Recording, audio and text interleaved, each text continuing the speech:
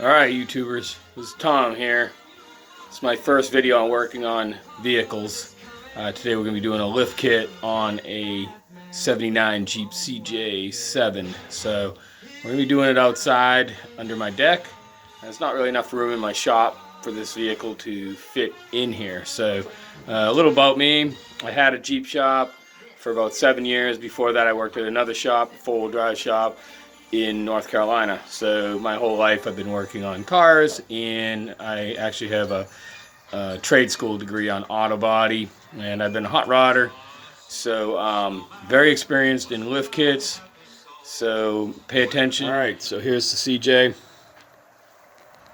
I'll show you a couple things right off the bat about it. Looks like the previous owners decided to put some lift shackles in. These are very, very long lift shackles. Never put lift shackles in a Jeep. It's going to throw off the alignment big time. This thing is very, very dangerous when you go down the road. The shackles aren't really bad make. It's just that they're too long. I'm going to probably end up cutting these down and re-drilling the holes. Okay, so we covered the lift shackles that are very dangerous. We're going to start on the front of this vehicle to start with. I've already pre-oiled all the nuts and bolts that are on here. Let's see. I've already oiled all these. Doesn't look like it, but they are. This had some little lift pucks in it from the previous owners. I think they're just big washers. Because of the lift kit, I'm trying to equal about what's here. It's a 2.5 inch lift kit that I'm putting in, and we're gonna see how that goes. It comes with new shocks. These shocks over here are pretty worn out. All right, went ahead and got it jacked up real quick. Couple things for you new people, if you're watching, when you're jacking up a vehicle, if you're under some cover, make sure you look above to make sure you don't crush your top. Also, I like to throw the tires up underneath in case it falls. Sometimes the tires will catch it, take some of the pressure off of things. This Jeep's up a little bit high to actually matter, probably. Also, put all your lug nuts back on so they don't go flying across your shop or into the grass, depending where you're at. I also like to put something behind the rear tire. In this case, I just stuck a rock there, because what will happen if you're on a little bit of a hill, it'll roll back. It should be in neutral, so you don't put pressure on the transmission. We're going to go ahead and take the shock off this side. Went ahead and turned the front wheel to the left so I can get to the bottom bolt. And we're going to do that on the other side as well. So let's see how this comes off. Old Jeep, so.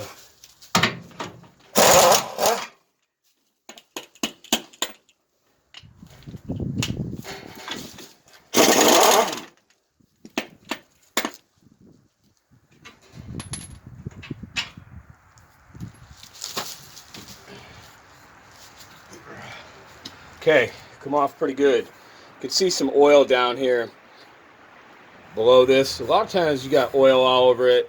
It means that there was a leak. Now you can see really hardcore wheeling, and then you know, you can get a quick disconnect kit or take them off for good. But you know, if you're going to use your vehicle quite a bit on the street, they really help out a lot. So you know, I've just got an air impact, and let's see what we can do here.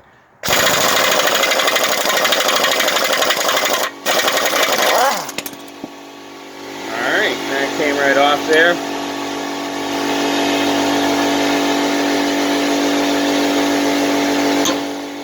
That's it. So same thing on the other side. All right, on this side, the sway bar, the bottom of the sway bar, the bolt there, it broke right off. I don't know if you can see that, but that's pretty common with these old Jeeps. Sometimes they'll have a stress crack in them, or the nut on the other side will be extremely rusted, where the nut will just lock into the rust and take it off. Sometimes a little heat would go a long way on that, if you know, think to put a torch to it to start with and heat up the nut a little bit. Okay, these are the U-bolts. This is the right side. We're going to take these off. We're going to grind them right off. Forget undoing them. You'll be here forever. I can drop both these axles in the matter of 10 minutes or so if I want to. Thing is, you got to be careful. So don't be in such a rush. You know, have a charged fire extinguisher handy. Also, be aware up inside if you have any fuel leaks or loose oil, brake fluid. Brake fluid goes up like a rocket. Any kind of material around shirts, clothes, when you grind. I know a lot of people just grab a grinder, but take a quick look around you.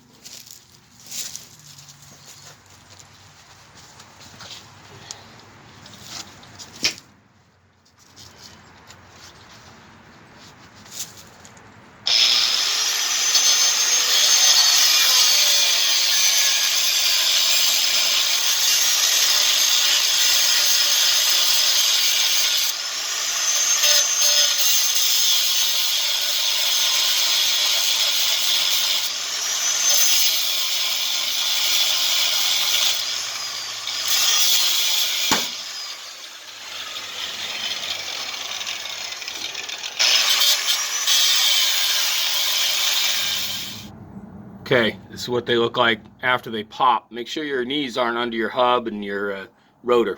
It could, you know, be a bad situation. These pop pretty violently. Probably saw me jump back a little bit. If you're doing this with the, you know, the axle under the spring, you're going to have to really make sure everything's supported real well and you're not under it at all. Some of these Jeeps have spring overs.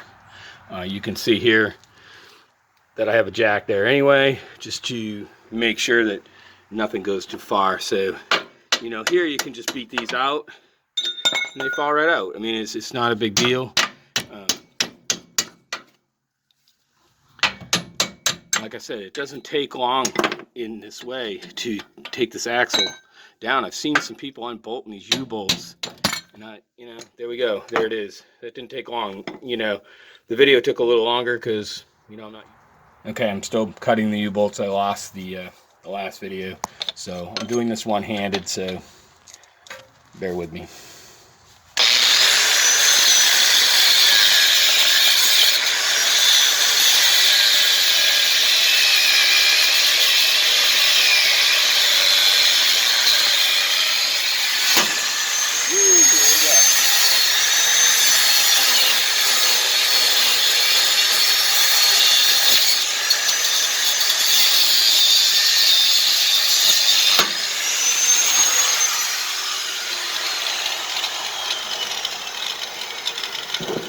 Okay, there they are.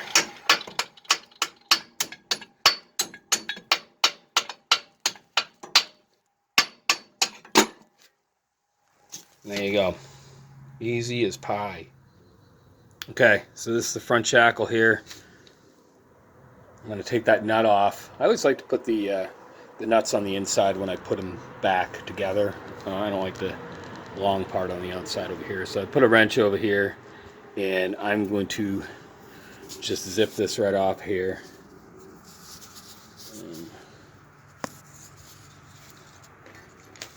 I'm going to do all this at once. Left-handed.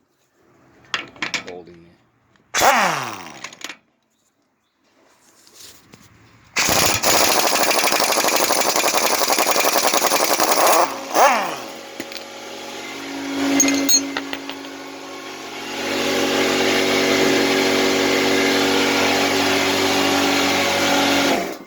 So what I've done here is I've actually let a lot of the weight off of this front end.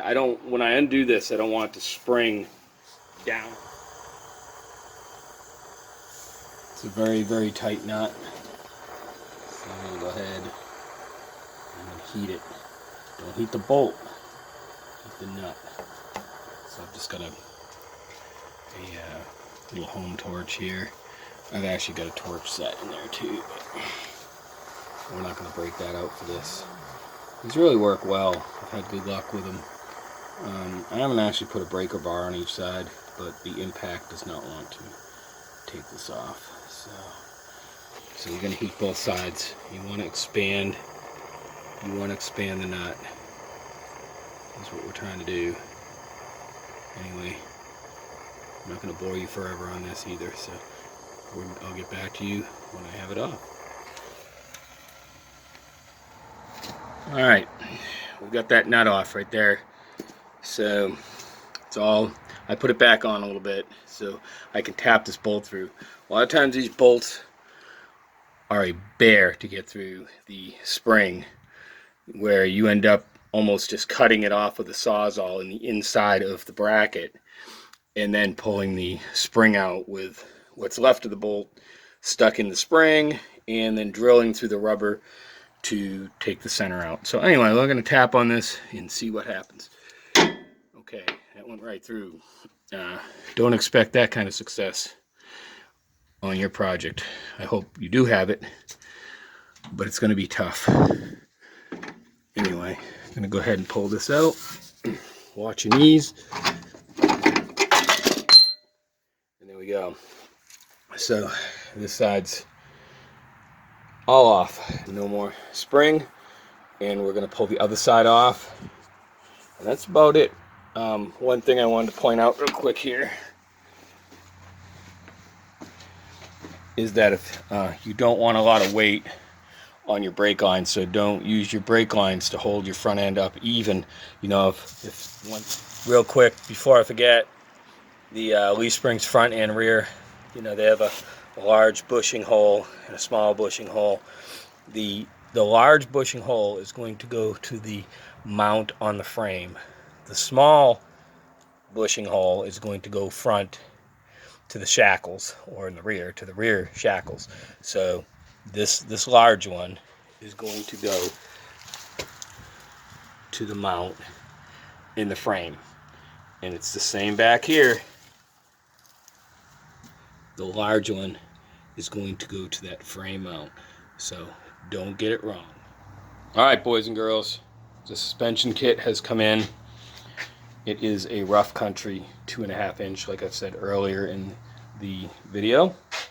An important note to pay attention to is that we have front springs and rear springs. Okay, these here, these will be the rear. Okay, because you want to have an angle on your drive shaft, the proper angle for that drive shaft. So this is going to change the pinion angle to the correct angle. Now the front do not have that. The way that these springs should work is that it should be flat where the front pinion sets, so you don't need those wedges. Some kits have separate wedges. These were already on there. So the other thing, make sure you put the wedges in the correct way. That brings your pinion up, or your drive shaft, the end of it up, not down. So if you put the springs in the proper way that I described earlier. Alright guys, one thing that didn't seem to be mentioned in the directions for this CJ lift kit is that the rubber that goes in to the leaf spring, you can do it wrong. So what has happened to me in the past is that you use the front bushings in the rear and the rear bushings in the front, and usually by the time you get to the rear of the vehicle or the opposing side, you realize that you've got it wrong and have to disassemble everything. So pay attention here. You're going to see, I'm going to show you that these are two different lengths. So the one on the left, okay, is going to be a different size than the other one. So one has a thicker shoulder than the other, and also the holes are different there.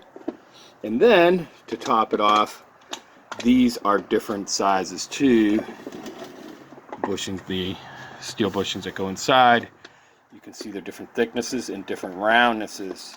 So the diameter here will go in that one, and this one here will go in that one. So this one's the front. The reason they made that a little thicker at the base here is to fill in the difference between the spring and the bracket on the Jeep. So don't get them confused. Make sure you use the rear and the rear, and the front and the front, and the part numbers are right there to help you. I won't name them off because you'll be able to read them off of your kit. So anyway, good luck. All right, so we did the bushings for the rear springs. These are the front. Okay, these are the 2 bushings. One is for the front. One is for the front. One is for the rear set of springs. So you want the short ones up front. These ones, and the longer ones are going to go into the rear. So make sure you get those correct, or they're going to stick out, or you're going to do what I said earlier, and you're going to get to the rear and be like, hey, there's something wrong going on here. So important to know. I don't know why they don't put that into the directions, but always be aware there. The other thing you want to make sure is that when you're tapping these metal tubes, that you don't smash the edges in where you can't get the bolt in. So I usually like to run the bolts through before I put the springs under the Jeep to make sure that they can go in. It's better to tap them in with a rubber hammer or a piece of wood or something, and you can also run a little Dremel around them to chamfer the edge a little to back in case you hammered it in before you saw this video. So be gentle on that stuff. You can see here that it fits flat. All right, I'm putting the new springs in the front here. So I find this tool pretty good to use for springs. It's some kind of an old school crowbar, but it starts at a very point and then it gets wider. So once you get the spring up there and you've tapped it in there, sometimes I've even gone ahead and opened these up just a little bit with an adjustable wrench or something like that, tapped them open a little bit, because it's easier to do it that way. Put the spring in and then the bolt will pull it shut. But in this case I didn't have to, so I'm going to insert this in here and I'm just going to pull that spring. I don't know if you just saw it move, and that goes all the way through right there. So we're pretty close. We can pull that back out, and I'm going to take a straight look in there. You can see that it's not perfect, so I'm going to move that.